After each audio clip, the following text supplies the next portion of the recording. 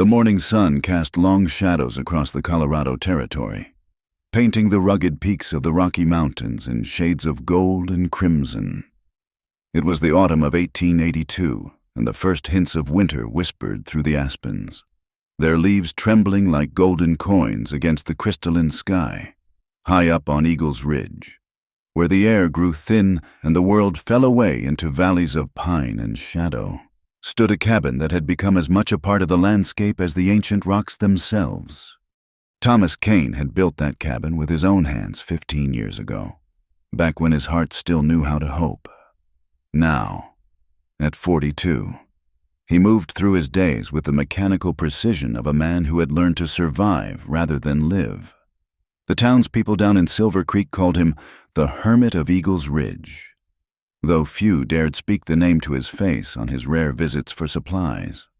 He stood at the edge of his property now, rifle slung over his shoulder, watching the sun climb higher into the sky. His weathered hands, once skilled in the delicate art of woodworking, now knew only the rough work of survival, splitting logs, skinning game, mending what the harsh mountain winters broke. The calluses on his palms told a different story than the ones he'd earned in his workshop years ago, when he'd been known throughout 3 counties as the finest furniture maker west of the Mississippi. Thomas turned back toward the cabin, his boots crunching on the frost-touched ground. Inside, the sparse interior reflected a life pared down to its essentials: a narrow bed with a worn quilt, a table with 2 chairs, though only one had seen use in over a decade, a cast-iron stove, and shelves lined with preserved goods. In the corner, barely visible beneath a canvas tarp, sat the remnants of his old life woodworking tools gathering dust, their handles smooth from years of use, now cold from years of neglect. He poured himself coffee from the pot that perpetually simmered on the stove, the bitter liquid as black as the sorrow that had driven him to this mountain refuge. Through the window, he could see the small graveyard he'd carved out of the rocky soil, where a single wooden cross stood sentinel over his past. Rebecca. Even thinking her name was like probing an old wound that refused to heal. The accident had taken her on a clear spring day in 1867. She'd been returning from town with supplies for their new home, the wagon wheels catching wrong on a narrow mountain pass. They found her at the bottom of the ravine, her body broken but her face strangely peaceful, as if she'd simply decided to sleep among the wildflowers. Thomas had buried her here, on the land they'd chosen together, and then he'd buried himself alongside her, living but not alive. His daily routine had become a ritual against madness. Rise before dawn, tend the fire, check the trap lines, hunt when necessary, chop wood, maintain the cabin, and in the evenings, play chess against himself on the board Rebecca had given him for their last Christmas together. He'd grown skilled at playing both sides, finding a grim satisfaction in always knowing he would both win and lose. Love, he muttered to the empty room, the word tasting foreign on his tongue. Biggest lie ever sold to fools willing to buy it. He'd said as much to Pastor Williams on his last trip to town, when the well-meaning minister had suggested, ever so gently, that perhaps it was time Thomas considered finding companionship again. The look Thomas had given him could have frozen the devil himself, and the pastor hadn't broached the subject since. The sharp ring of the telephone, a recent addition he'd reluctantly installed for emergencies, shattered the morning quiet. Thomas stared at the device mounted on the wall, as if it were a rattlesnake coiled to strike. It rang again, insistent. "What?" he barked into the receiver. "Mr. Kane, this is Mrs. Henderson from the Mountain View Employment Agency in Denver." The woman's voice crackled through the poor connection. "I'm calling about your inquiry regarding household help." Thomas frowned. He'd sent that inquiry weeks ago, during a particularly bad spell when his shoulder injury from a fall made even simple tasks excruciating. He'd almost forgotten about it, having managed to push through the pain as he always did. "I've changed my mind," he said, moving to hang up. "Wait, please, Mrs." Henderson's urgency stopped him. I have someone perfect for the position, a widow, very respectable, excellent references. She's desperate for work. Mr. Kane. She needs to leave Denver rather urgently. Something in the woman's tone made Thomas pause. Trouble with the law? No, nothing like that. Personal matters. Loss. You might understand better than most. Thomas's jaw tightened. He understood loss all too well. I work alone, live alone. That's how I prefer it. Your letter mentioned you needed someone for cooking, cleaning, basic household management. Mrs. Mitchell is more than qualified. She just needs a fresh start, somewhere quiet. Mrs. Mitchell, another widow. Thomas almost laughed at the cosmic joke of it. The winters up here are brutal. This isn't some comfortable townhouse in Denver. She understands. She's stronger than she looks. Mr. Kane, will you at least meet her? Thomas rubbed his shoulder, feeling the deep ache that had settled into the joint. Pride was a luxury he could barely afford anymore. When? She can be there tomorrow, if you're willing. Tomorrow. Thomas looked around his austere cabin, trying to imagine another person in the space he'd guarded so jealously. Fine, but I make no promises. Thank you, Mr. Kane. You won't regret this. He already did. The next morning arrived with a bitter wind that spoke of the harsh winter to come. Thomas had spent the previous evening making half-hearted attempts to tidy the cabin. Though there was little to arrange in his Spartan existence, he found himself unaccountably nervous, pacing like a caged mountain cat, checking the window every few minutes for signs of approach on the winding mountain road. It was nearly noon when he spotted the dust cloud. An ancient Model T Ford wheezed its way up the steep grade, backfiring occasionally in protest. Thomas stepped onto the porch, arms crossed, his face set in its habitual scowl. The vehicle shuddered to a stop, and for a moment, nothing happened. Then the door opened, and a woman emerged. Sarah Mitchell was perhaps 35, with honey-colored hair pulled back in a simple bun and clothes that had seen better days but were clean and carefully mended. She retrieved a single small valise from the back seat, all her worldly possessions. It seemed, and turned to face him. Thomas had prepared himself for tears, for weakness, for the kind of fragile femininity that would wilt under the harsh mountain conditions. What he hadn't prepared for was the way she straightened her shoulders, lifted her chin, and walked toward him with quiet dignity, despite the exhaustion evident in every line of her body. But it was when she reached the porch steps and looked up at him that Thomas felt the carefully constructed walls around his heart tremble. She smiled not broadly, not falsely, but with a gentle warmth that seemed to acknowledge all the pain in the world while still finding something worth the effort. Mr. Kane, I'm Sarah Mitchell. Thank you for agreeing to see me. Her voice was soft but steady, like spring water running over stones. Thomas found himself stepping back, letting her onto the porch, his prepared speech about the hardships of mountain life dying on his lips. It's remote up here, he managed, isolated. Yes, she said simply, that small smile never wavering.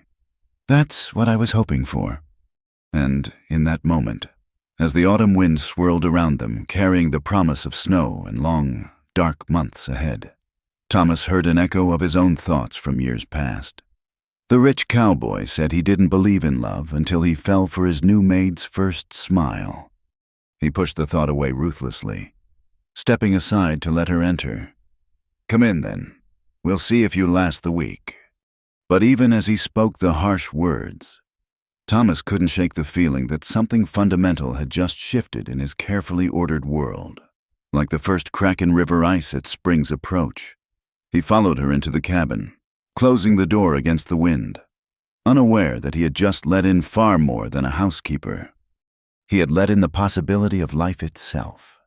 Sarah Mitchell set her valise down carefully beside the door, her eyes taking in the sparse interior of the cabin with a quick, assessing glance. Thomas watched her, waiting for the disappointment, the second thoughts, the polite excuse to leave. Instead, she simply nodded, as if the austere surroundings were exactly what she'd expected. "Where shall I put my things?" she asked, her voice carrying no judgment. Thomas gestured toward a small room off the main area. "There's a bed in there. Haven't been used in years, but it's clean. Stove keeps the place warm enough, mostly." She picked up her valise and disappeared into the room. Thomas heard the creak of old floorboards, the soft thud of her bag being set down. When she emerged moments later, she'd removed her traveling coat and rolled up her sleeves, transforming from weary traveler to woman ready for work. "Have you eaten today, Mr. Kane?" The question caught him off guard.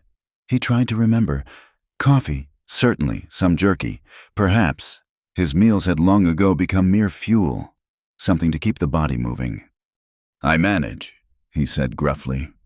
She moved to the kitchen area, opening cupboards, checking the larder, her movements efficient and purposeful. "You have flour, salt pork, some preserved goods. I can make biscuits and gravy, if that suits you." Thomas wanted to protest, to maintain the barriers he'd so carefully constructed, but his traitorous stomach growled at the mention of hot food that didn't come from a can. He gave a curt nod and retreated to his chair by the window, pretending to study the landscape while covertly watching her work. Sarah moved through his kitchen as if she'd been there for years rather than minutes. Her hands were gentle but capable, kneading dough, stirring gravy, coaxing flavors from simple ingredients. The cabin began to fill with smells Thomas had forgotten existed: the warm scent of baking biscuits, the savory richness of meat gravy, the subtle comfort of a meal prepared with care. As she worked, he studied her more closely. Her dress, though worn, was well maintained. Her hands showed the calluses of honest work, but it was the careful way she moved, the slight favoring of her left side, the occasional pause to press a hand to her ribs. That told him she carried more than emotional wounds. "Your husband," Thomas found himself saying. "How long?" Sarah's hand stilled for just a moment before resuming their work. 15 months, his heart gave out. The doctor said it had been weeks since childhood. But David never told me. He didn't want me to worry. The bitterness in her voice was faint but unmistakable. Thomas recognized it, the anger at being left behind, at not being given the chance to prepare, to say proper goodbyes. "And you?" she asked, not turning around. "Mrs. Henderson mentioned you were also widowed." 15 years. The words came out harsher than intended. "Mountain accident." Sarah nodded, asking nothing more. She plated the food and set it on the table, then surprised him by serving only one portion. "You're not eating." "I had something on the journey," she said, which Thomas suspected was a lie. "Please, eat while it's hot." He sat down reluctantly, picked up the fork, and took a bite. The flavors exploded across his tongue: butter, herbs he'd forgotten he had, the perfect balance of salt and comfort. For a moment, he was transported back to another kitchen, another woman humming softly as she cooked, another life entirely. "It's good," he managed, the words inadequate for what he was experiencing. Sarah smiled that gentle smile again and busied herself with cleaning the dishes she'd used for cooking. Thomas ate in silence, fighting the warmth spreading through him that had nothing to do with the hot food. That first evening set the pattern for the days that followed. Sarah rose before dawn, had coffee ready when Thomas emerged from his room, and spent her days transforming his house in subtle ways. She didn't rearrange or redecorate. She seemed to understand that would be too much, too fast. Instead, she simply cleaned, organized, and brought a sense of order that didn't disturb his carefully maintained isolation. She mended his clothes without being asked, her neat stitches replacing his crude repairs. She took inventory of his supplies and made a list for his next trip to town, her handwriting precise and elegant. She prepared meals that reminded him what real food tasted like, what it meant to be nourished rather than merely fed. But it was the nights that unsettled Thomas most. After dinner, she would sit by the fire with her own mending or a book. Quiet but present. He could hear her breathing, the soft rustle of fabric, the turn of pages. It had been so long since he'd shared space with another person that these small sounds felt almost overwhelming. On the third night, as she darned one of his socks, Sarah suddenly gasped and dropped her work. She bent to retrieve something from beneath the chair, a small wooden frame that must have fallen behind the furniture years ago. Thomas's blood ran cold as he recognized it. "I'm sorry," Sarah said, starting to hand it to him. "I didn't mean to—" "Put it back!" His voice came out sharp, almost violent. Sarah flinched but didn't retreat. She looked at the photograph in the frame. Rebecca, radiant in her wedding dress, flowers in her dark hair, joy illuminating every feature. "She was beautiful," Sarah said softly. "Put it back." Instead, Sarah rose and walked to the mantel, placing the frame there with careful reverence. "She shouldn't be hidden in the shadows. Mr. Kane, the dead deserve better than that." Thomas shot to his feet, rage and grief warring in his chest. "What do you know about it, about her, about any of it?" Sarah turned to face him, and he saw his own pain reflected in her eyes. "I know that hiding their memory doesn't make the hurt go away. I know that pretending they never existed is just another kind of death. And I know that she loved you enough to marry you, to come to this wild place with you. That love deserves to be honored, not buried." "Get out." The words were low, dangerous. "Pack your things and get out." Sarah held his gaze for a long moment. "If that's what you want, I'll leave in the morning. But I'll tell you what I told myself every day for the past 15 months. Grief is the price we pay for love. Mr. Kane. And it's worth every cent." She walked past him to her room, closing the door quietly behind her. Thomas stood frozen, staring at Rebecca's photograph, seeing her face clearly for the first time in years. His hands shook as he reached for the frame, pulling it close to his chest. He didn't sleep that night. Instead, he sat by the dying fire, holding Rebecca's picture, remembering the sound of her laugh, the way she sang while she cooked, her dreams of children, of building a legacy together in this untamed land, all the futures that had died with her on that mountain road. When dawn broke, he heard Sarah stirring in her room. He listened to her pack her few belongings, each sound another nail in the coffin of his solitude. She emerged dressed for travel, her face composed but tired, as if she too had passed a sleepless night. She paused at the sight of him still in his chair, Rebecca's photograph on the table beside him. "The coffee's made," she said simply, "and there's biscuit dough rising. It'll be ready to bake in an hour." Thomas cleared his throat. "Why would you do that if you're leaving?" "Because hungry is hungry, whether I'm here or not." She picked up her valise and moved toward the door. "Wait." The word escaped before Thomas could stop it. Sarah paused, not turning around. "She loved yellow roses," he heard himself say. "Couldn't grow them up here, too cold. But every spring, I'd ride down to the valley and bring her back as many as my saddlebags could hold. The cabin would smell like summer for days." Sarah set down her valise and returned to the kitchen, pouring 2 cups of coffee.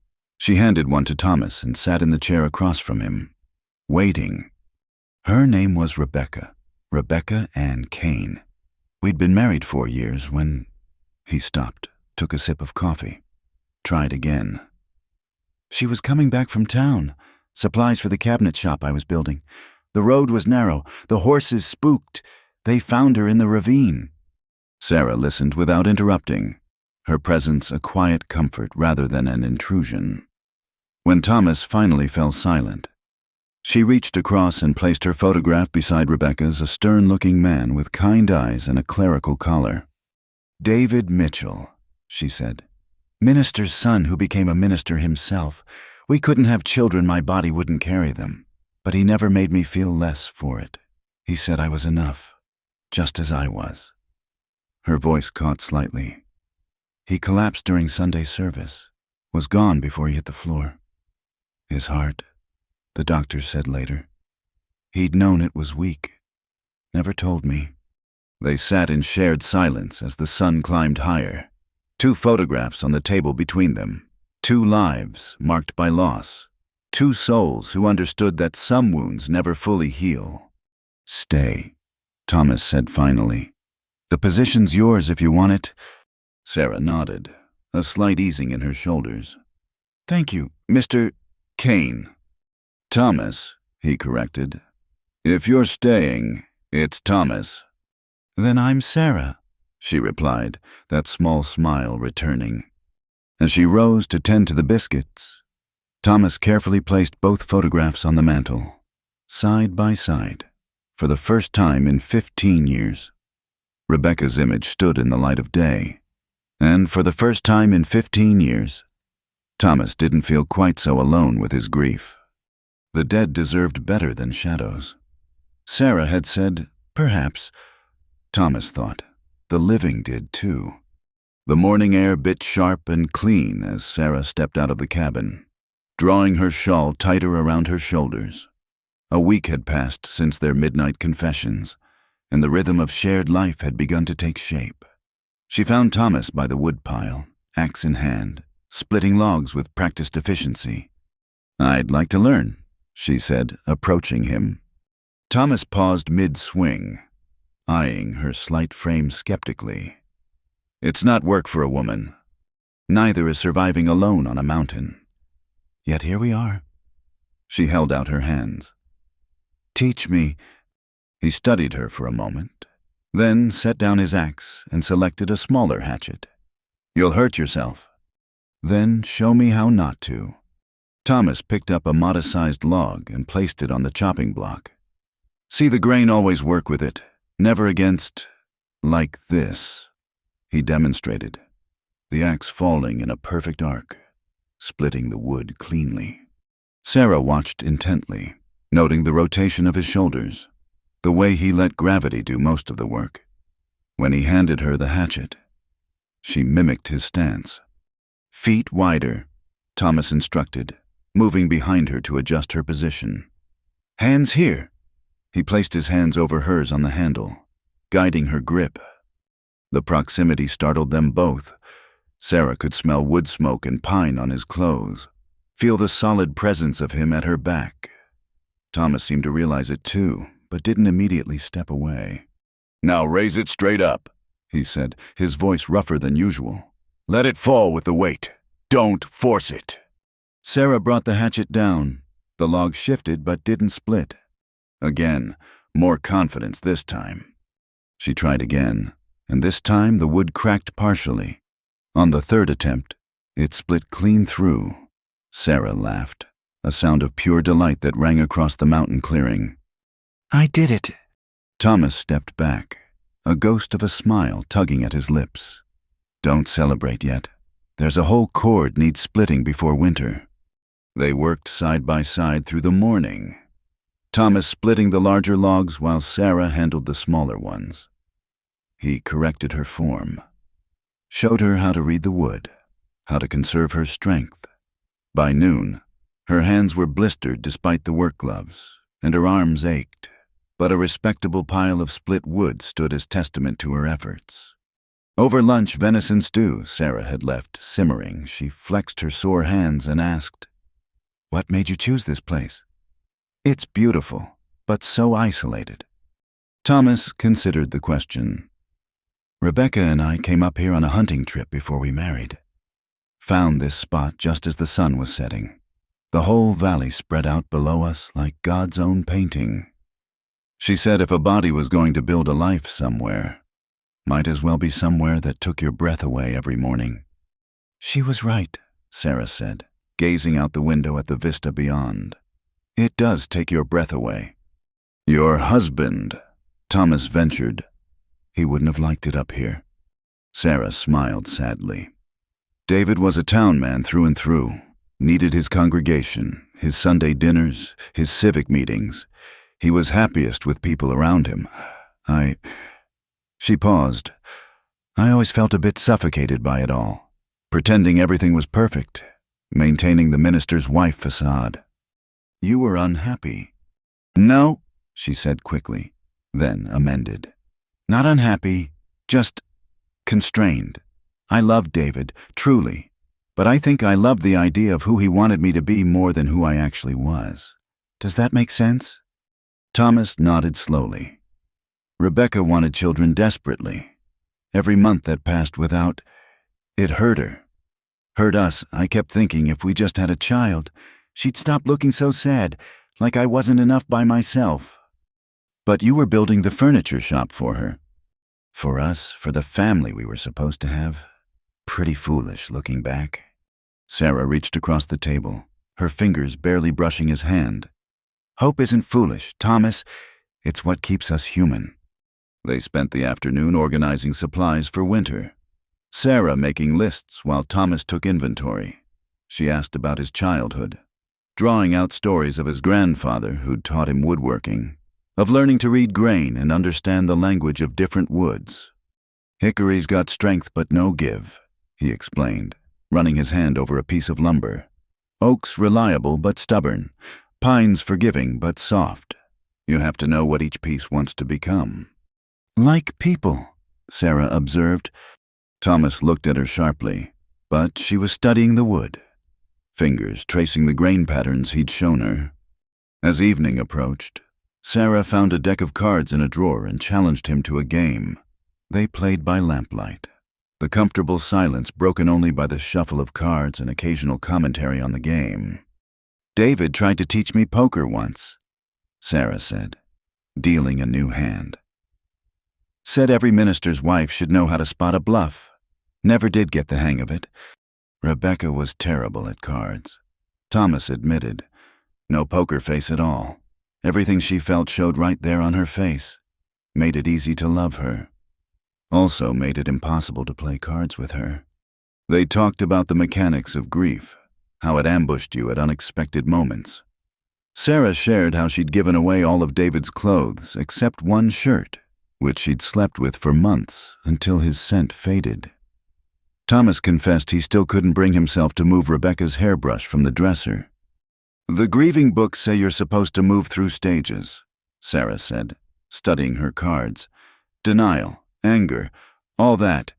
But I think grief is more like weather. Storms come and go, but the climate changes permanently. That why you answered my advertisement running from the weather? Sarah laid down her cards, a winning hand. Partially, also because David's mother wanted me to marry his younger brother.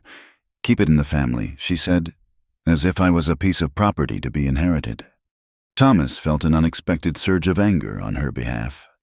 That's why you left so quickly. Among other reasons, sometimes starting over is the only way forward. She gathered the cards, shuffling them with practiced ease. What about you? Why hire help after all these years? Thomas flexed his shoulder, feeling the persistent ache. Getting older, can't do everything myself anymore, much as it galls me to admit it. There's no shame in needing help. Isn't there? He stood abruptly, moving to stoke the fire. Spent 15 years proving I didn't need anyone. And what did you prove? The question hung between them. Thomas added another log to the fire, watching the sparks rise up the chimney. That being alone and being lonely aren't the same thing, but they can sure feel alike on winter nights. Sarah rose and joined him by the fire. They stood side by side, watching the flames dance. I've been thinking about what you said, about David knowing his heart was weak and not telling me. I was so angry at first, felt cheated, like our whole marriage was built on a lie. Was it? No. He was protecting me the only way he knew how, just like I protected him from knowing how trapped I sometimes felt. We loved each other, but we loved our ideas of each other too. Maybe that's what marriage is, seeing someone clearly and choosing to love them anyway. Thomas thought of Rebecca, of the weight of her sadness those last months, of his own desperate attempts to fix what couldn't be mended. She was pregnant when she died. 3 months along. She was going to tell me that night.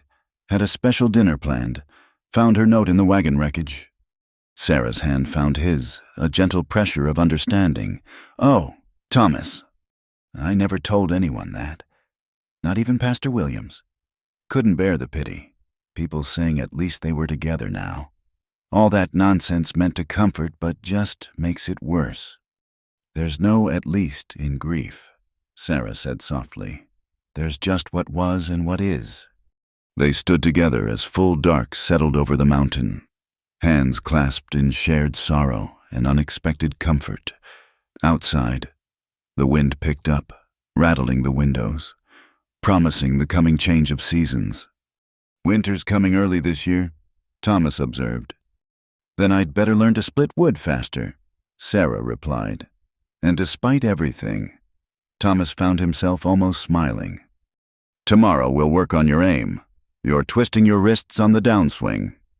"Tomorrow," Sarah agreed, and the word held a promise neither of them fully understood, yet the possibility that tomorrow could be more than just another day to endure. As they prepared for bed, Sarah paused at her door. "Thank you for telling me. About Rebecca? About the baby?" Thomas nodded, unable to trust his voice. After she closed her door, he stood for a long moment in the main room, looking at the 2 photographs on the mantel, for the first time in years. Rebecca's eternal smile didn't fill him only with sorrow. Beside her, David Mitchell's kind eyes seemed to offer a benediction, as if to say the heart that has loved deeply can love again, if it's brave enough to try.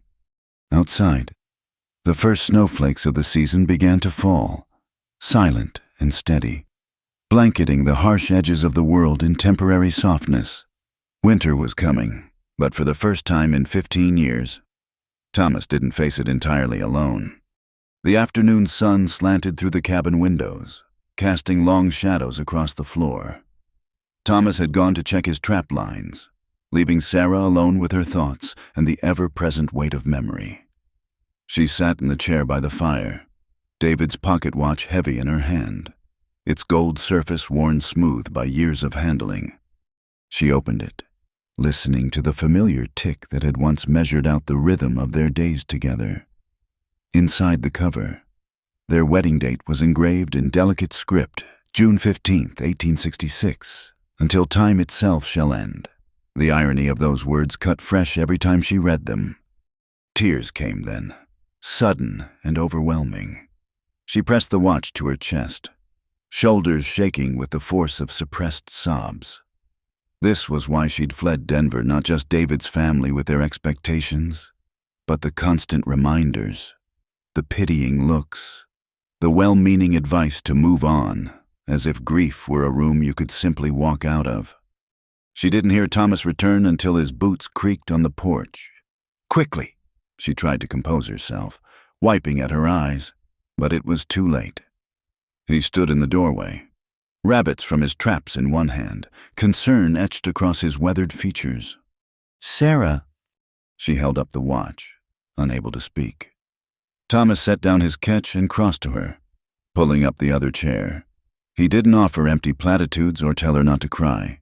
He simply sat, solid and present, until her tears subsided. "Tell me about him," Thomas said quietly.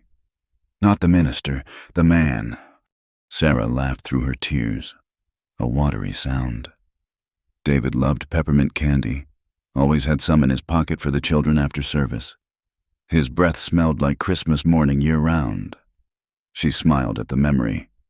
He couldn't carry a tune to save his soul, but insisted on leading hymns every Sunday. The congregation loved him too much to complain. "Sounds like a good man." He was kind, patient, devoted to his calling. He visited the sick even when he was exhausted, gave away more than we could afford to families in need. His shoes always had holes because he'd given away his good pairs. She closed the watch carefully. "I mended those holes so many times I could do it in my sleep." Thomas reached into his shirt pocket and withdrew something Sarah hadn't seen him carry before, a small, carved wooden bird. No bigger than a walnut. The detail was exquisite, each feather delicately rendered. "Rebecca loved birds," he said, turning it over in his hands. especially the little brown wrens that nested under our eaves. Made this for her birthday the year she died. Never got to give it to her. Sarah held out her hand, and he placed the tiny bird in her palm. It was warm from being carried close to his heart. It's beautiful. Kept meaning to put it with her, but he shrugged. Foolish, I know. Not foolish. Sarah handed it back carefully. We carry what we can. They sat in companionable silence. Two people holding onto pieces of lives that had ended too soon. The fire crackled, and outside, the wind whispered through the pines. Did you love him from the start? Thomas asked suddenly. Sarah considered. No, it grew slowly, like spring coming to the mountains. David courted me for 2 years before I said yes. My parents thought I was mad to refuse him for so long. A minister was a good match. But I wanted to be sure I loved him, not just the security he offered. She paused. What about Rebecca? Thomas's face softened with memory. Lightning strike. Saw her at a barn raising, covered in flour from helping with the meal, laughing at something her sister said. Knew right then I'd marry her or nobody. His voice grew rough. Took me 3 months to work up the courage to speak to her. What did you say? Asked if she needed help carrying the water buckets. She said she'd managed fine for 20 years without my help, but supposed she could make an exception. A ghost of his old smile appeared.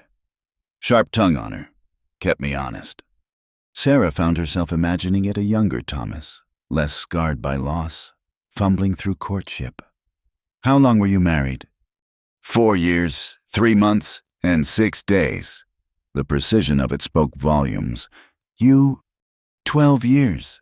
We were childhood friends first. Maybe that's why it worked. We knew each other's flaws going in. She touched the watch again, though he kept the biggest one from me. Would knowing have changed anything? Sarah pondered this. I'd like to think not, but I might have been more careful with our time, less concerned with trivial things. All those arguments about his muddy boots or staying too late at parish meetings, what a waste. Thomas leaned forward, elbows on his knees. Rebecca and I fought about children constantly those last months. She wanted to see a specialist in Denver. I said we couldn't afford it, should let nature take its course. Truth was, I was scared. Scared of the hope. Scared of another disappointment. His voice dropped. Last thing I said to her was to be careful on the mountain road. Didn't tell her I loved her. Didn't kiss her goodbye. Just be careful. She knew. Sarah said firmly. Just like David knew I loved him even when I was irritated about the muddy boots. Love isn't just in the last words, it's in all the days before them. Thomas met her eyes, and something shifted in the air between them. Not attraction, not yet, but recognition. 2 souls who had walked through the valley of shadows and emerged, scarred but breathing. I've been angry for so long, he admitted. At God, at Rebecca for taking that road, at myself for letting her go alone. Anger was easier than the alternative. Which was accepting that sometimes terrible things happen to good people for no reason at all, that love doesn't protect us from loss. He stood, pacing to the window. Made me feel powerful, the anger, like I had some control. Sarah rose and joined him, looking out at the gathering dusk. After David died, I cleaned obsessively, scrubbed floors until my hands bled. If I could just get everything clean enough, perfect enough, maybe I could scrub away the pain, too. And did it work? What do you think? She laughed softly, sadly. His mother found me one night, on my knees at midnight, scrubbing the church floor. That's when she started talking about me marrying Paul.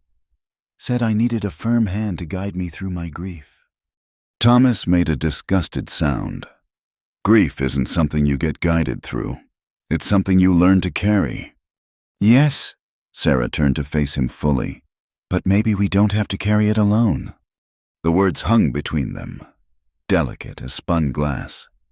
Thomas's hand moved slightly, as if to reach for her, then stopped. Sarah held her breath, aware of how close they stood, of the warmth radiating from his solid frame. Sarah, He stopped, jaw working. I don't know how to do this anymore. Be with someone. Share space. Share feelings. I'm not asking you to. She kept her voice gentle, non-threatening. We're just two people who understand loss. Keeping each other company through winter, that's all. But even as she said it, they both knew it was becoming more. Every shared meal, every evening by the fire, every small kindness was weaving something between them, fragile as spring ice but undeniably present. Thomas cleared his throat, stepping back. You're right. Company, that's good. Sarah returned to her chair, picking up her mending to give her hands something to do. Thomas began cleaning the rabbits for dinner, the familiar routine easing the tension. But awareness remained, electric as lightning before a storm. As she worked, Sarah found herself stealing glances at him, the careful way he worked, respectful even of the small lives that would sustain them. The gray threading through his dark hair, premature from grief. The hands that had created beauty from wood now focused on survival. I went to alienists after David died, she said suddenly. Doctors who study the mind. My family thought I was going mad with grief. Thomas looked up from his work. What did they say? That grief is a wound of the mind as real as any physical injury. That it needs time and care to heal. And even then, there would always be a scar. She smiled slightly. They also said I should take up watercolors and avoid excessive reading. I ignored that part. Rebecca would have liked you, Thomas said unexpectedly. She had no patience for people who thought women were delicate flowers. Used to say if women could survive childbirth, they could survive anything. The mention of childbirth hung in the air, a reminder of all the futures that had been lost. But somehow, it didn't feel as sharp as it once might have. David would have been intimidated by you, Sarah offered in return. He preferred people who were easier to understand, less complicated. You would have puzzled him. Do I puzzle you? Sarah considered, her needle pausing. No, I think I understand you perfectly. We're both walking wounded, trying to figure out if we can be more than our scars.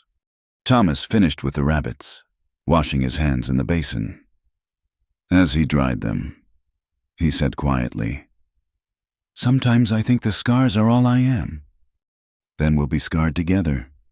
Sarah said simply, That has to be better than being scarred alone.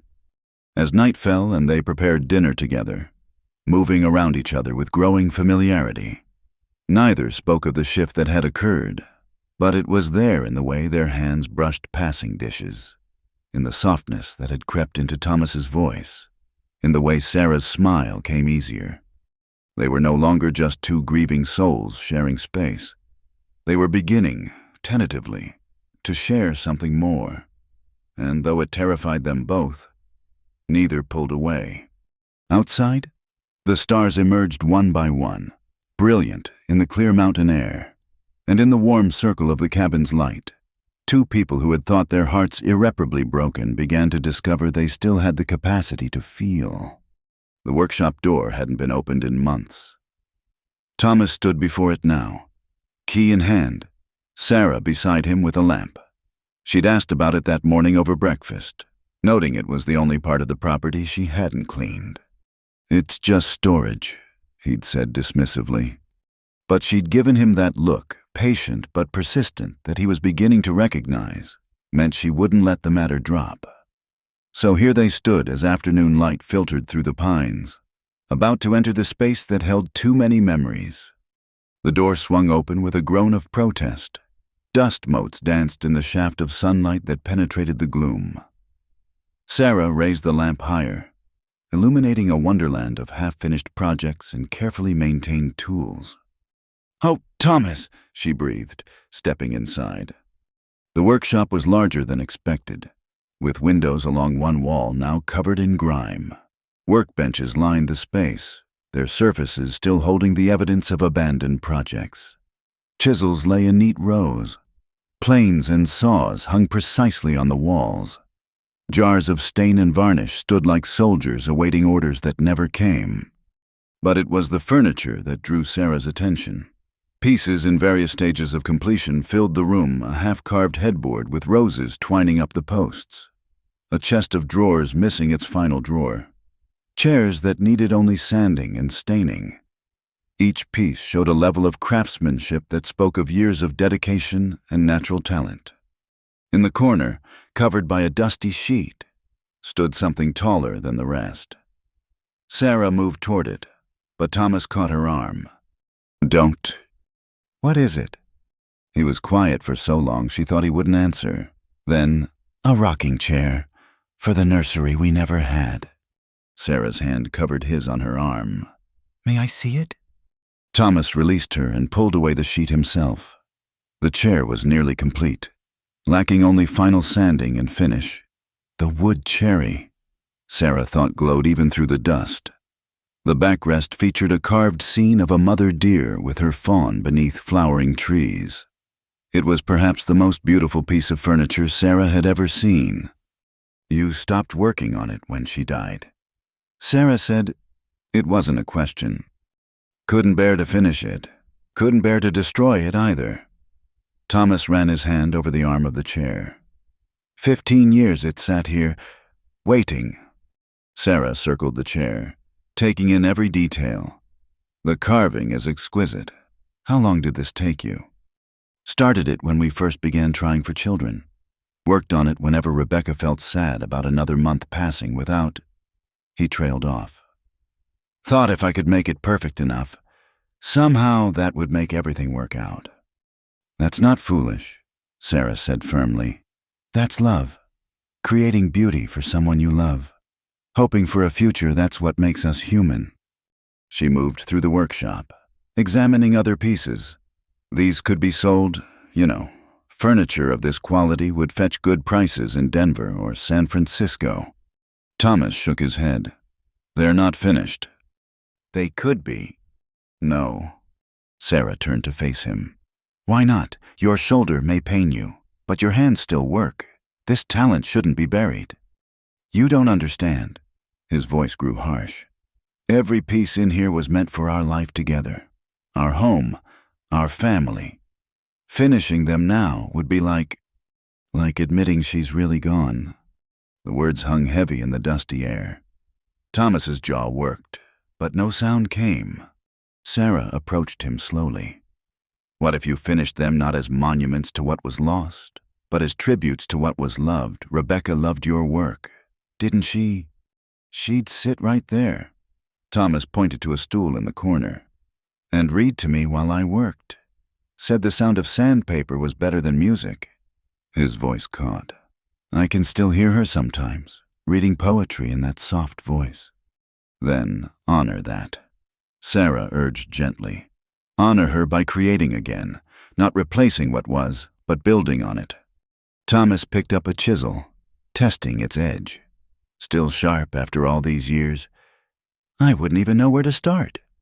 "The rocking chair," Sarah said immediately. "Finish it." "For what? There's no child."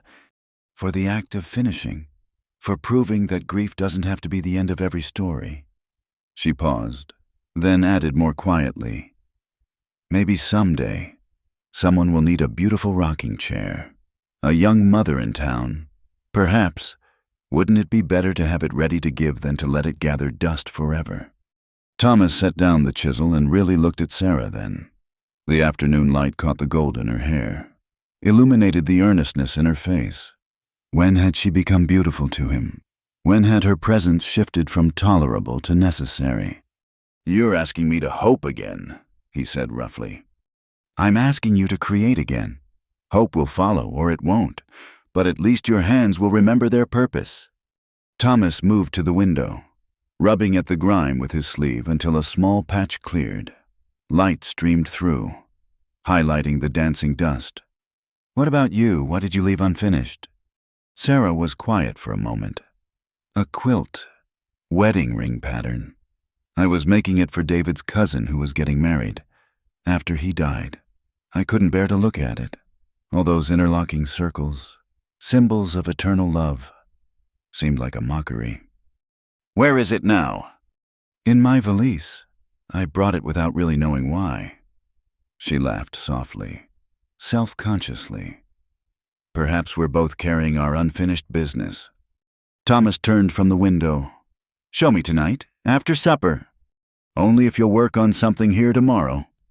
"You drive a hard bargain, Mrs. Mitchell."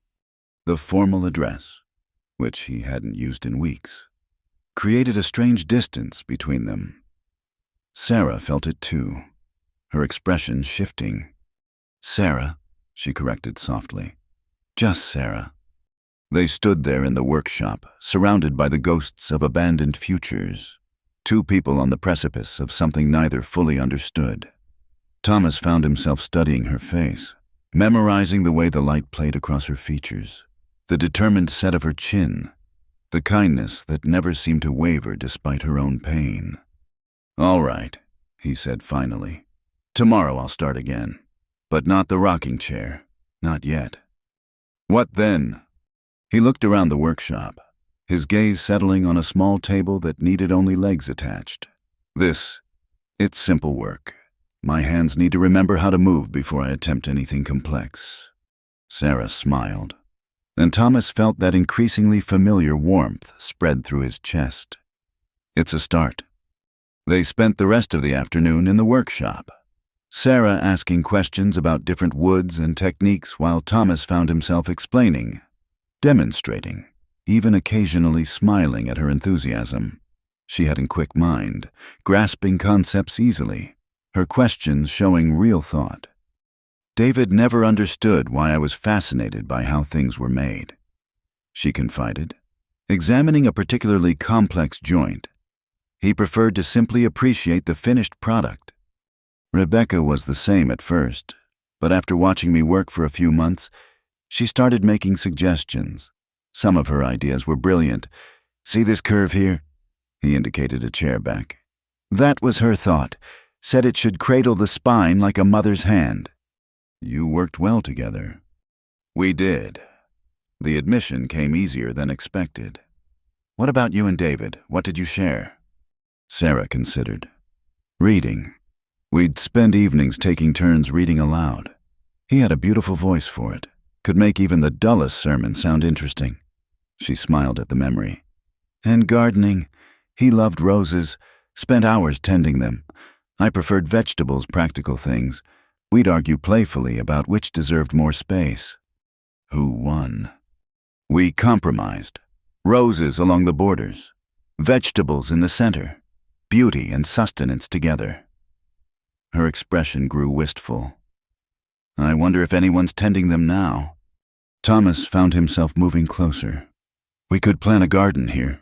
The growing season's short, but hardy vegetables do well. Potatoes, turnips, cabbage." Sarah looked up at him, surprise clear on her face. He realized what he'd said, the assumption embedded in that simple word. "I mean, if you're still here come spring, the position, it's permanent, if you want it." "Is that what we're calling it, a position?" The question held layers Thomas wasn't ready to examine. "For now," he said carefully. Sarah nodded, understanding more than he said. "For now." As they left the workshop, Thomas turning to lock it behind them, Sarah placed her hand briefly on his arm. "Thank you for showing me. I know it wasn't easy."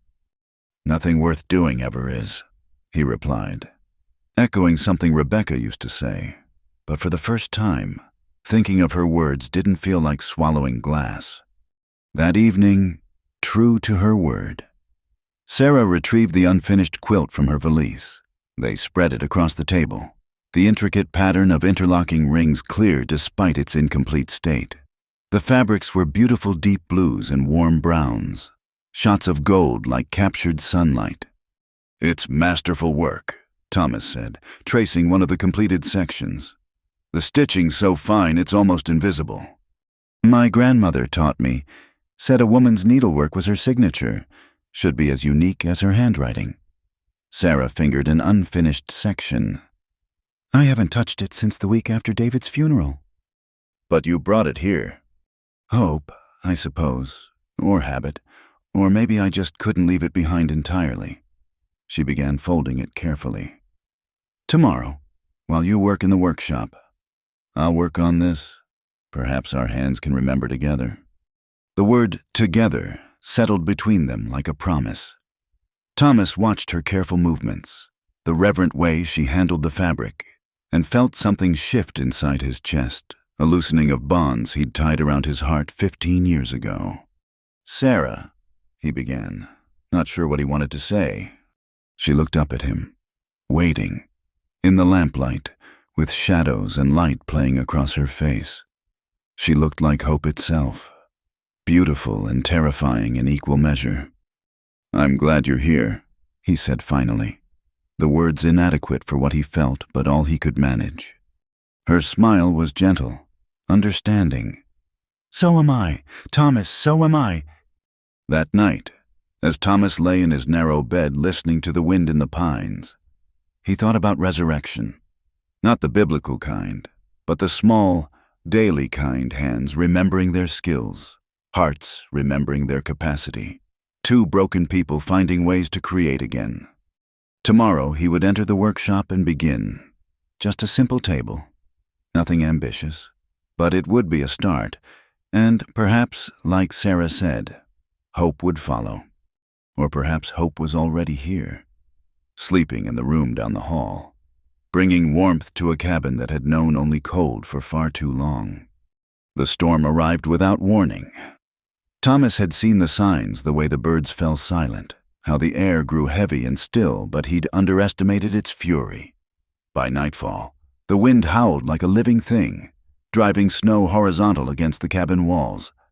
It's early for a storm this fierce, Thomas said, securing the shutters as the windows rattled in their frames. Usually don't see the bad ones until after Christmas. Sarah looked up from her mending, the quilt section in her lap. She'd been working on it daily for a week now, ever since their conversation in the workshop. How long do they typically last? Could be days. He checked their firewood supply, calculating. We've got enough wood for a week if we're careful. Food won't be a problem. The cabin shuddered under a particularly violent gust. Sarah set aside her needlework and moved to help Thomas secure a shutter that had worked loose. As they struggled with it together, the wind caught it, nearly wrenching it from their hands. Thomas pulled Sarah against him, shielding her with his body as snow swirled around them. For a moment, they stood pressed together, breathing hard from exertion. Sarah's hands were trapped between them, flat against his chest. She could feel his heartbeat, rapid and strong. "Are you hurt?" Thomas asked, his voice rough. "No," the word came out breathless. "Just cold." He held her a moment longer than necessary before stepping back, gesturing her inside. "Go warm yourself. I'll finish here." Sarah retreated to the fire, her hands shaking slightly as she held them to the flames. Not from cold, she realized, but from the unexpected intimacy of that moment. The solid warmth of him. The protective way he'd pulled her close, it awakened feelings she'd thought buried with David. Thomas joined her shortly, snow in his hair, cheeks reddened by wind. "We're secure as we can be. Now we wait it out." They settled into their evening routine, but the storm created a strange intimacy. The howling wind made the cabin feel smaller, drawing them closer to the fire and each other. Sarah worked on her quilt while Thomas carved he'd taken to whittling again. Simple things like spoons and bowls, letting his hands remember their cunning. "Read to me," he said suddenly. Sarah looked up, surprised. "What would you like to hear?" "Anything. Your voice. It's calming." She retrieved the book of poetry she'd brought, one of the few possessions in her small valise. "David gave me this for our 10th anniversary. Said the poems reminded him of me." She began to read, her voice soft but clear above the storm. Thomas set down his carving, watching her in the firelight. When had the sound of her voice become as necessary as breath? When had her presence transformed from intrusion to comfort? As the evening wore on, the storm intensified. The temperature dropped precipitously, and even with the fire roaring, cold crept through every crack and crevice. Sarah shivered despite her shawl. "Here," Thomas said, fetching an extra blanket. Instead of handing it to her, he draped it around her shoulders himself, his hands lingering perhaps a moment too long. "Thank you." She looked up at him, and something passed between them, acknowledgement of the growing attraction neither had been willing to name. Thomas cleared his throat and returned to his chair, but the distance felt wrong now. They sat in silence, hyper-aware of each other, until Sarah finally spoke. "Tell me about winter here. What should I expect?" Grateful for the neutral topic, Thomas described the months ahead, the isolation when snow made the road impassable, the way ice would form inside the windows, the importance of keeping paths clear to the woodshed and necessary outbuildings. "Some winters, we'd go weeks without seeing another soul," he said. Rebecca found it peaceful at first, then challenging, said the silence was so complete you could hear your own thoughts echoing. "And you?" "I preferred it, still do. Except," he paused, glancing at her, "it's different now. Better." They talked late into the night, the storm creating a cocoon around them. Sarah shared stories of winters in Denver, of church socials and sledding parties, a life full of people and activity. Thomas spoke of tracking deer through fresh snow, of the way moonlight on ice could light up the whole valley like day. When they finally prepared for bed, both were reluctant to break the spell. At her door, Sarah turned back. "Thomas, thank you for making me feel safe." He nodded, not trusting his voice. After she closed her door, he remained standing in the main room, listening to the storm and thinking about how her presence had transformed his exile into something approaching a home. The next morning brought no relief. If anything, the storm had intensified. Snow piled against the door, requiring Thomas to dig them out just to reach the woodshed. Inside, they maintained the fire and rationed their activities to conserve wood. By the second night, the enforced proximity had worn away more barriers. They sat closer to share warmth, their conversation flowing easier. Sarah told him about her childhood, her parents' bakery, the smell of fresh bread that still made her homesick. Thomas found himself sharing memories he'd locked away his apprenticeship, the pride in his first commissioned piece, dreams he'd harbored before grief rewrote his life. "What did you want to be as a boy?" Sarah asked, curled in her chair with a blanket around her. "A shipbuilder," Thomas admitted with a rueful smile. "Wanted to craft vessels that would sail to distant lands. Ironic, ending up on a mountain about as far from the ocean as you can get." "Life rarely takes us where we expect," Sarah said softly. "I wanted to be a teacher. David's calling changed that plan." "Do you regret it?" She considered carefully. "I regret not fighting harder for it, but David needed a proper minister's wife, and I loved him enough to try to be what he needed." She paused. "Though I wonder sometimes if he might have loved me more if I'd been more myself, and less what I thought he wanted." The third night, the wind finally began to calm, though snow still fell steadily. They'd developed an easy rhythm sharing meals, tending the fire, filling the hours with handwork and conversation. That evening, Sarah noticed Thomas rubbing his shoulder more than usual. "Let me," she said, rising and moving behind his chair. "I used to do this for David when his back troubled him." She placed her hands on his shoulders, feeling the tension knotted there. Thomas stiffened at first, then gradually relaxed as her fingers worked at the tight muscles. The innocent touch sparked not so innocent awareness in both of them. "Better?" she asked, her voice not quite steady. "Yes," the word came out hoarse. Thomas caught her hand as she started to move away. "Sarah." She stilled, hardly breathing. Slowly, he turned in his chair, still holding her hand, and rose to face her. They stood close, the fire casting dancing shadows on the walls. "I swore I'd never," he began, then stopped. "After Rebecca, I promised myself I'd never care for anyone again. It hurt too much losing her." "I know," Sarah whispered. "I made the same promise." "But you're here now, and I—" His free hand rose to cup her cheek. "I find myself thinking about you, wondering what it would be like to kiss you, feeling guilty for wanting to—" Sarah leaned into his touch. "They're gone. Thomas, we're not betraying them by living." "Aren't we?" David's last words to me were, "Be happy." He was dying, knew he was dying, and his greatest concern was my happiness. Tears gathered in her eyes. "I think Rebecca would want the same for you." Thomas drew her closer, resting his forehead against hers. "I'm scared," he admitted. "Scared of feeling again. Scared of losing again." "So am I," Sarah breathed. "But I'm more scared of never trying, of letting grief be the only thing that defines us." He kissed her then, tentative and gentle, a question more than a statement. Sarah answered by winding her arms around his neck, pressing closer. When they finally parted, both were trembling. "Sarah," Thomas said, wonder in his voice. She smiled through her tears. "I know." They held each other by the dying fire.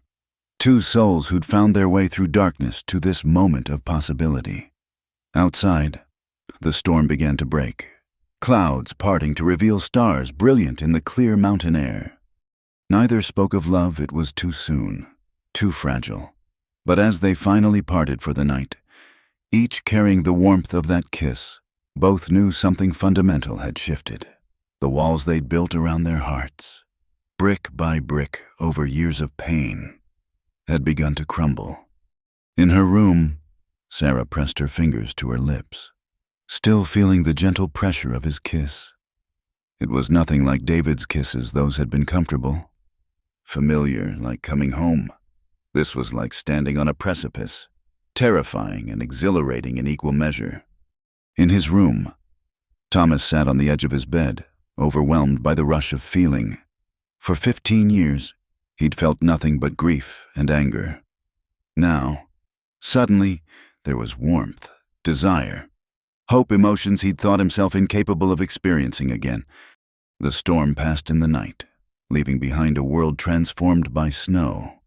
But inside the cabin, a different transformation had taken place. Two people who'd believed their hearts permanently winter-locked had discovered spring was still possible. When morning came, they would face questions and uncertainties. But for now, in the quiet aftermath of the storm, they simply held the memory of that first kiss, a promise that even after the deepest winter, life finds a way to bloom again. The letter arrived on a crystalline morning 3 days after the storm cleared. Thomas had ridden down to collect supplies, leaving Sarah to tend the cabin. When he returned, his face was grave as he handed her the cream-colored envelope bearing a Boston postmark, an official-looking seal. Sarah's hands trembled as she recognized the law firm's name. "It's from David's family lawyer," she said, sinking into a chair. "Do you want privacy?" Thomas asked, already moving toward the door. "No." The word came out sharper than intended. "Please stay." She broke the seal and read, her face growing paler with each line. When she finished, the letter slipped from nerveless fingers to the floor. Thomas retrieved it, glancing at her for permission before reading. "Dear Mrs.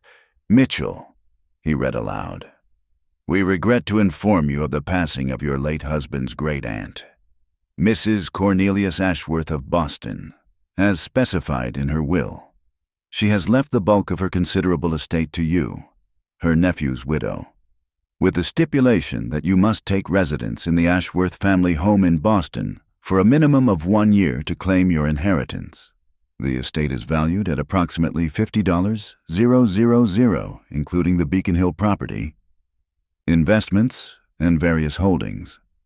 Thomas stopped reading, the astronomical sum hanging in the air between them. $50,000. More money than most people saw in a lifetime. I didn't even know her, Sarah said faintly. Met her once at our wedding. David said she was eccentric, never married, devoted her life to charitable works. This changes everything. Thomas set the letter on the table, his voice carefully neutral. Sarah looked up sharply. Does it? $50,000. Sarah, a house in Boston. Security for the rest of your life. He moved to the window, his back to her. You'd be a fool not to take it. Would I? She rose, approaching him slowly. And what would I do in Boston? Play the wealthy widow host tea parties, pretend these months never happened. Thomas turned, his face a mask. You'd do what's sensible, what's safe. You wouldn't have to work. You could travel, see those distant lands we talked about. You could... Stop! Sarah's voice cut through his words. Stop telling me what I could do and ask me what I want to do. What you want doesn't matter when. Doesn't matter, fire flashed in her eyes. These past months, learning to live again, learning to feel again, none of that matters. Not compared to your future security. Thomas's jaw was rigid. I won't be responsible for you throwing away this opportunity. You won't be responsible, Sarah laughed, but there was no humor in it. Listen to yourself. You're so eager to push me away, you can't even pretend to want me to stay. That's not... Isn't it? She stepped closer, forcing him to meet her eyes. We've danced around this for weeks. Thomas, that kiss during the storm meant something. Don't pretend otherwise. A moment of weakness. Weakness. Sarah's voice rose. Is that what you call it when you hold me like I'm precious? When you look at me like I'm the sun after 15 years of darkness, weakness? Thomas caught her shoulders, his control fracturing. What do you want me to say, that I've fallen in love with you? That the thought of you leaving tears me apart? What good would that do? It would be honest. Fine, the word exploded from him. I love you. I love your smile, your determination, the way you hum when you cook. I love how you've brought life back to this tomb I built. I love you so much it terrifies me. There, are you satisfied? Sarah's eyes filled with tears. Thomas, but I also know what it's like to lose someone you love.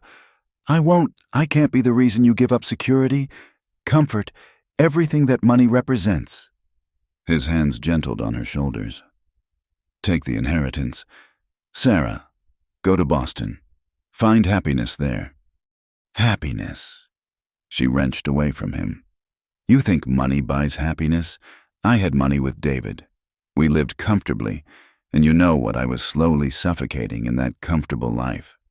She paced the small space like a caged animal. Do you know why I really answered your advertisement, not just to escape David's family, but to escape everything? The expectations, the pretense, the proper minister's wife who never said what she really thought, never did what she truly wanted. Sarah, I'm not finished. She whirled to face him. Up here. I've been more myself than I ever was in 15 years of marriage. I've learned to split wood and tend fires. I've laughed and cried and felt things I thought were dead inside me. And yes, I've fallen in love with a stubborn, wounded man who thinks he's protecting me by pushing me away. The words hung between them, raw and honest. Thomas stood frozen, conflict clear on his face. I don't want to lose you, he said finally, the words barely audible. But I won't be your regret. Sarah, 20 years from now, when you're old and that money could have bought you comfort. 20 years from now, I'll regret the chances I didn't take, not the money I didn't claim. Sarah moved closer, placing her hand over his heart. I've already buried one life. Thomas, I won't bury another. He covered her hand with his resistance crumbling. You're sure? I've never been more sure of anything. Thomas pulled her into his arms, holding her as if she might disappear. They stood there, clinging to each other while the weight of the decision settled around them. There must be another way. Thomas said against her hair. Perhaps you could go for just the year, then return. Sarah pulled back. You'd wait for me. I'd wait forever. The simple truth of it shone in his eyes. But I'm being selfish. That money is a chain disguised as a gift. Sarah returned to the letter, scanning it again. Look at the wording. Must maintain residence. Must uphold the Ashworth family standards. Must participate in approved charitable works. It's not freedom. Thomas, it's a gilded cage. Your husband's family, are they behind this? Sarah nodded slowly. David's mother has connections in Boston. I wouldn't be surprised if she orchestrated this somehow, knowing I'd have to return to society, to their version of acceptable widowhood. Thomas felt anger rise on her behalf. Controlling you even from a distance. But only if I let them. Sarah picked up the letter and walked to the fireplace. I had nothing when I arrived here. Nothing but grief and a small valise. And you know what, I've been happier these past months than in years. Sarah, think carefully. I have thought. She turned to him. All through the storm, I thought, when you kissed me, when you held me, I thought, and every thought led to the same conclusion: I'd rather live simply with love than luxuriously without it. She held the letter out to him. You do it. If I'm staying, if we're doing this, then we decide together. Thomas took the letter, searching her face one last time, finding only certainty. He tossed it into the flames. They watched together as $50,000 in possibility turned to ash. No regrets? Thomas asked softly. None. Sarah stepped into his embrace. Though I do have conditions. He pulled back, wary. Conditions. A smile played at her lips. I want a proper bed. That narrow cot is killing my back. And we're expanding the garden come spring. I want vegetables and flowers.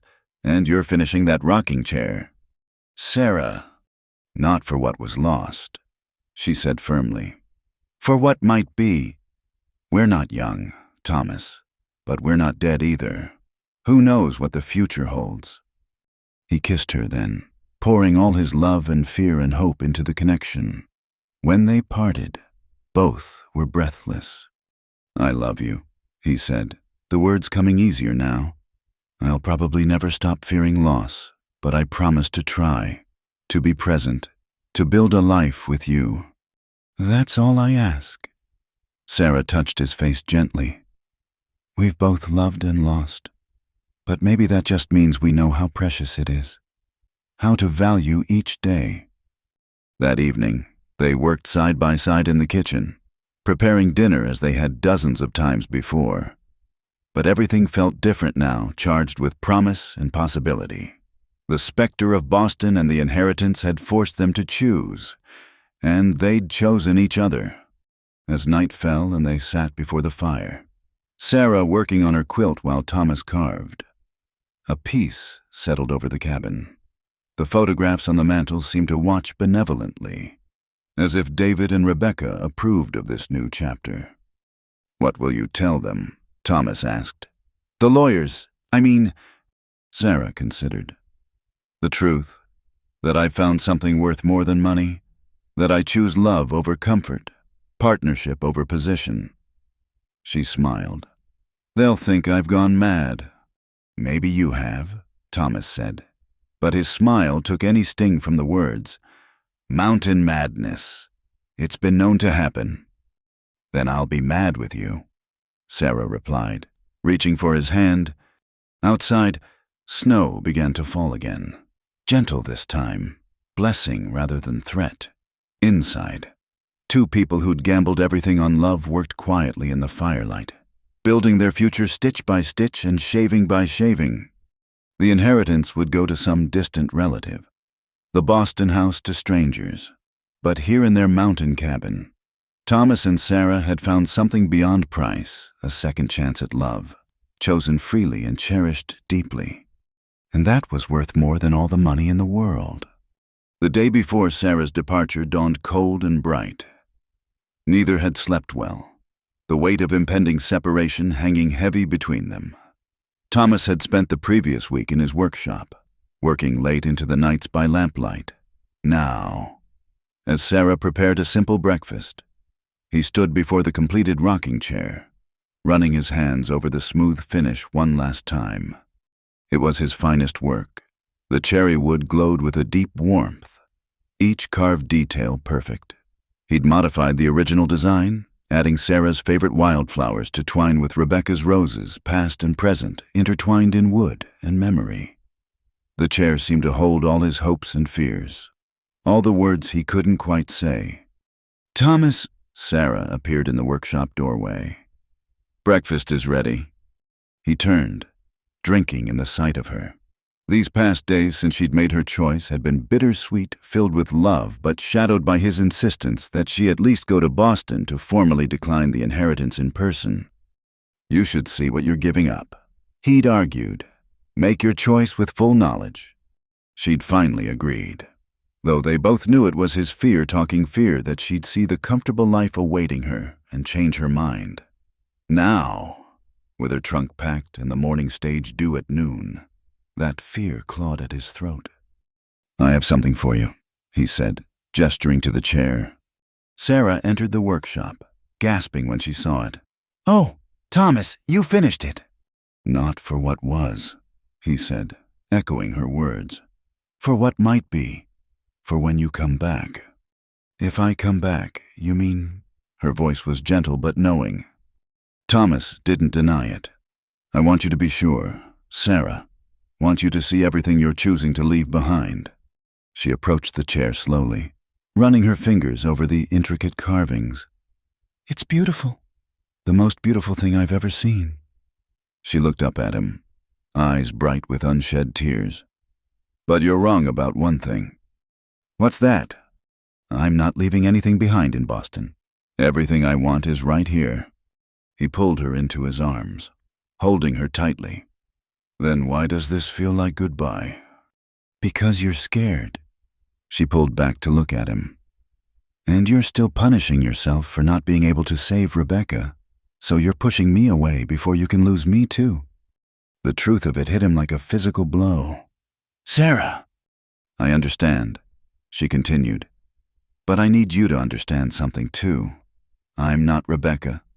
I'm not pregnant on a dangerous mountain road. I'm just taking a trip to sign some papers. I'll be back in 2 weeks." 2 weeks, Thomas repeated, trying to believe it. They returned to the cabin for breakfast, though neither had much appetite. Afterward, Sarah finished packing while Thomas loaded her trunk onto the wagon. Too soon. It was time to leave for town. The ride down the mountain was quiet, both lost in thought. When they reached Silver Creek, a small crowd had gathered to see off the stage. News of Sarah's inheritance had spread. Gossip traveled fast in small mountain towns, and everyone wanted to glimpse the woman foolish enough to consider refusing a fortune. "That her," Thomas heard someone whisper, "the one who's giving up $50,000. "Must be touched in the head," another replied. "Or maybe the hermit's got some hold on her."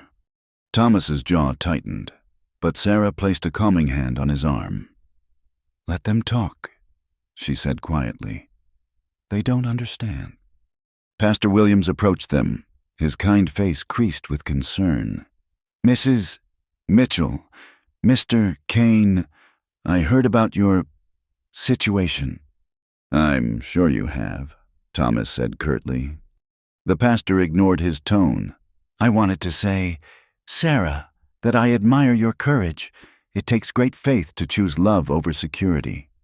Sarah smiled. "Or great foolishness, depending on who you ask." "The heart has its own wisdom," Pastor Williams replied.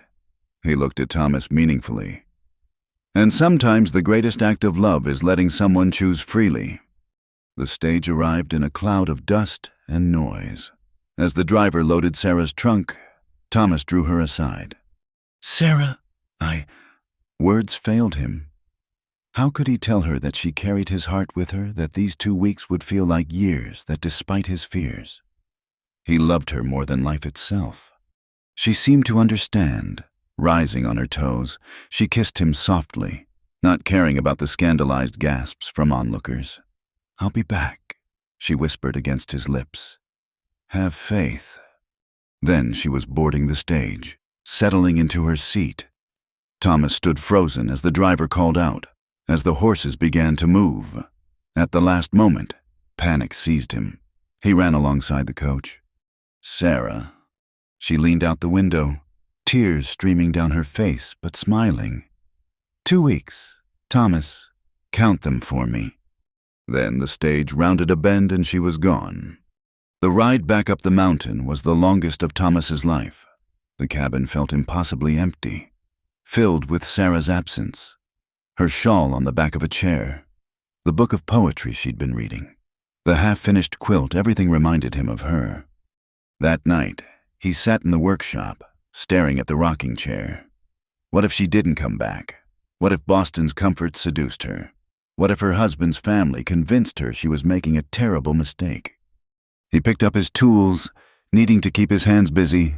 He would make something else for her, a jewelry box, perhaps, something beautiful enough to hold treasures, strong enough to last a lifetime. As he worked, he thought about faith. Sarah had asked him to have faith, but it had been so long since he'd trusted in anything but loss. The days crawled by. Thomas threw himself into work, splitting enough wood for 2 winters, hunting more than he could possibly eat, finishing project after project in the workshop. The nights were worst, when the empty cabin echoed with memories of shared conversations, shared silences, shared dreams. On the 10th day, unable to bear the waiting, he rode down to town. Perhaps there would be a letter, some word, but the post office had nothing for him. He was about to leave when Pastor Williams called out, "Thomas, any word from Sarah?" No. The single word carried all his fear. "She'll come back," the pastor said firmly. "That woman loves you." "Love isn't always enough," Thomas replied, thinking of Rebecca, of promises broken by death. "No," Pastor Williams agreed. "But sometimes it's everything." The morning of the 14th day, Thomas rose before dawn. If the stage kept to schedule, it would arrive in Silver Creek by noon. He tried to eat breakfast but couldn't manage it. Instead, he prepared the cabin fresh flowers on the table, fire laid ready to light, everything perfect for her return. If she returned. By 10, he couldn't wait any longer. He saddled his horse and headed down the mountain. Better to know immediately than to wonder. As he rode, his mind replayed every moment of their time together. The way she'd looked that first day, tired but determined. How she'd placed Rebecca's picture on the mantel with such reverence. Their first kiss during the storm. The moment she'd thrown $50,000 into the fire. He reached town early, tethering his horse outside the general store. The stage wasn't due for another hour. He paced, aware of the townspeople's curious stares, not caring what they thought. Then, dust on the horizon. The stage, earlier than expected. Thomas's heart hammered as it grew closer, slowing as it entered town. The door opened, and passengers began to disembark. An elderly couple, a traveling salesman, a mother with 2 children. "No, Sarah." Thomas felt his heart crack. She'd chosen Boston after all. He'd pushed her away, and she'd... looking for someone. He spun around. Sarah stood behind him, smiling, wearing a new traveling dress but the same warm expression he'd fallen in love with. She must have gotten off the stage at the far side, circling around to surprise him. "Sarah." Her name was a prayer on his lips. "Did you count the days?" "Every hour." He pulled her into his arms, not caring about propriety or watching eyes. "You came back." "I told you I would." She pulled back to look at him. "Though you made it harder than necessary. Do you know what I found in my trunk? Besides my clothes." Thomas shook his head. "This?" She withdrew the small carved bird he'd made for Rebecca. "And this." A new piece, a perfect wooden heart, smooth and warm. "When did you—" "The night before you left, I wanted—" He struggled for words. "I wanted you to carry something of mine. Of us." "Oh, Thomas." She kissed him then, pouring all her love and certainty into it. "I also have something for you." She handed him an envelope. Inside was a single sheet of paper, the legal document refusing the inheritance, signed and witnessed. "It's done," she said simply. "No fortune, no Boston house, no going back. Just us and whatever future we build together." Thomas folded the paper carefully. No regrets. Only one. At his alarmed look, she smiled. "I regret not bringing back the ring I bought you. It's in my trunk." "Ring. Well, if we're doing this, we should do it properly. Unless you don't want to marry again." Thomas answered by sweeping her off her feet, spinning her around as she laughed. "Sarah Mitchell, will you marry me here now? Today, if Pastor Williams is willing." "Yes," she said, laughing and crying at once. "Yes to today, yes to tomorrow, yes to whatever comes." They were married that afternoon in the small church, with half the town as witnesses. Sarah wore her traveling dress. Thomas, his best shirt hastily retrieved from the cabin. It wasn't fancy, but it was real and true and theirs. As they stood before Pastor Williams, exchanging vows, Thomas glanced at the simple wooden cross behind the altar and felt Rebecca's blessing. Sarah squeezed his hand, and he knew she felt David's as well. They weren't replacing what had been, they were building something new from the ashes of loss. "You may kiss your bride," Pastor Williams said, beaming. Thomas did, thoroughly, to the applause of the congregation. When they parted, Sarah whispered, "Take me home, husband." Home. The word had never sounded sweeter.